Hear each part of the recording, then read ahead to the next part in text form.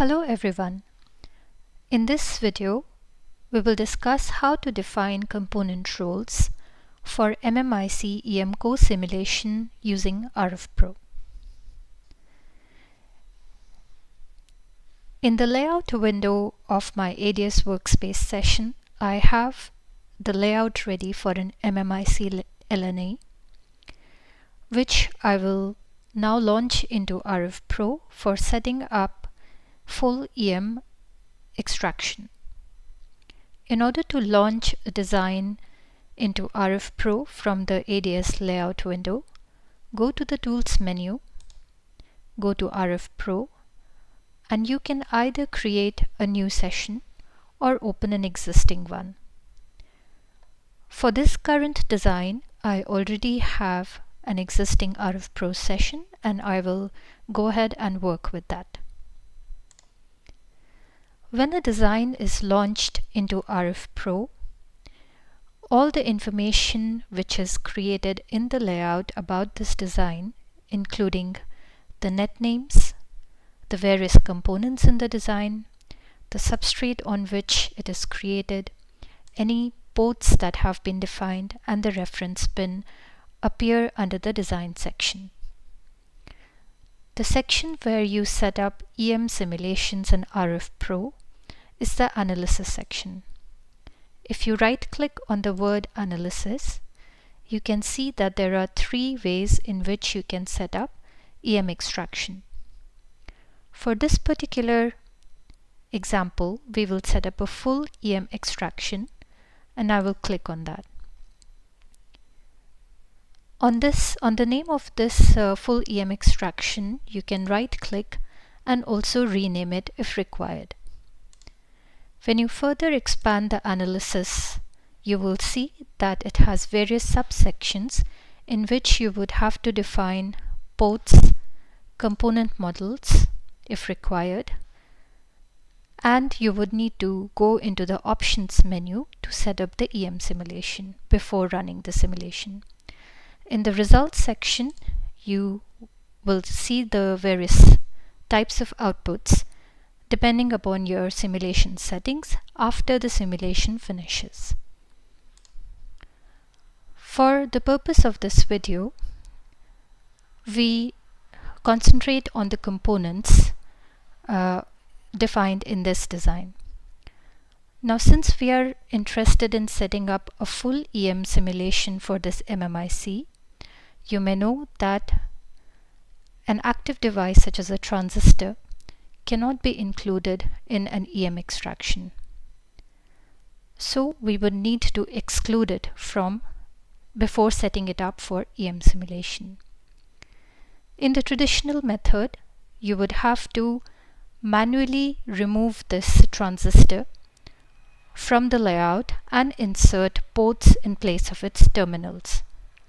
In RFPro, you don't need to do that.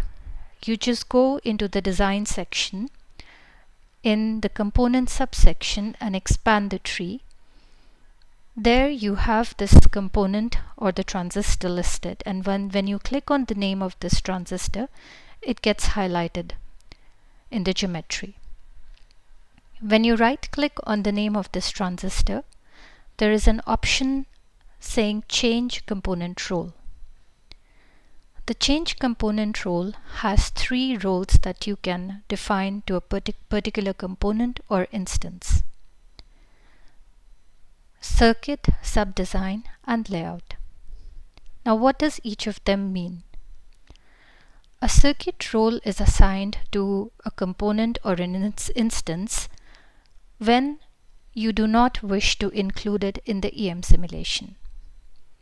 So, for this particular setup, we will be assigning circuit role to the transistor.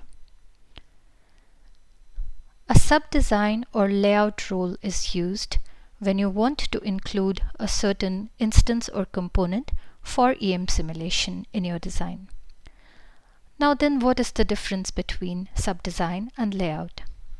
If you define a particular component or instance as layout role, then apart from being included into the EM simulation setup, it it will get flattened, which means that you would not have access to any hierarchical components if there are present.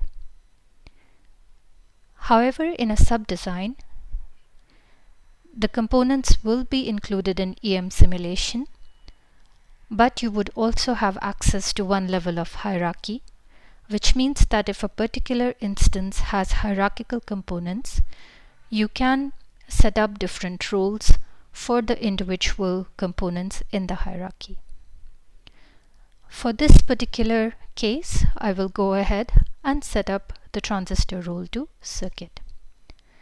When I do that, a warning window appears which asks to confirm whether I want to apply this change.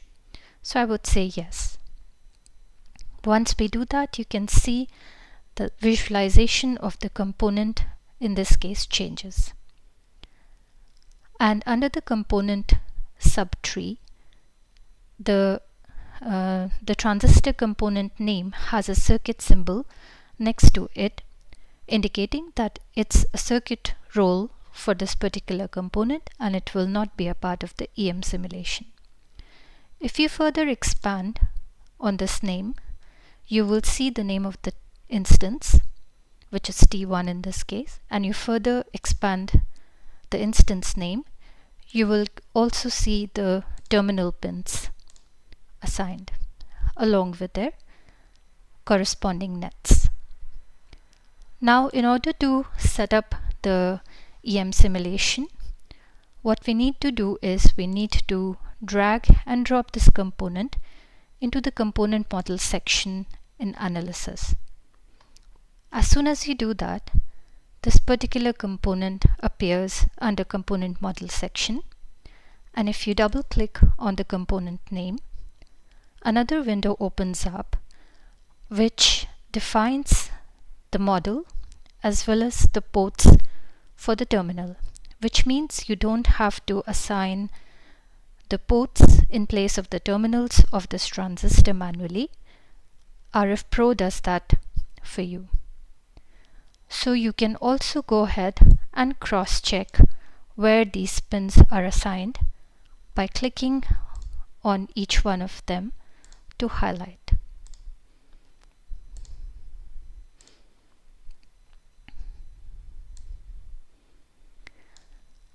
The most important part is to define the correct model type for the transistor. So in this case, the model that has been assigned is a library cell. You can assign different types of models to a component by clicking onto the Add drop-down menu, and you can define it as an S-parameter file or a model database library or library cell.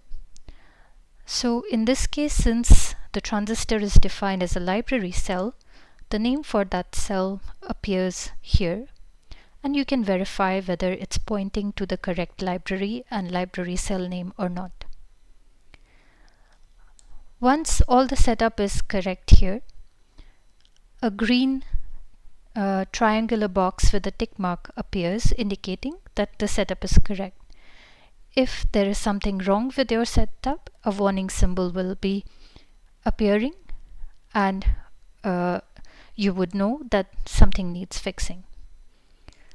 So now we will say done, and now you are ready to set up the simulation for this particular case by adding the ports and providing the correct simulation settings. I hope this video explains the different roles that you can assign to the components for your MMIC design, and especially when you want to set up a full EM extraction and how you can exclude a transistor model and define the correct model type for it for EM circuit co-simulation. Thank you.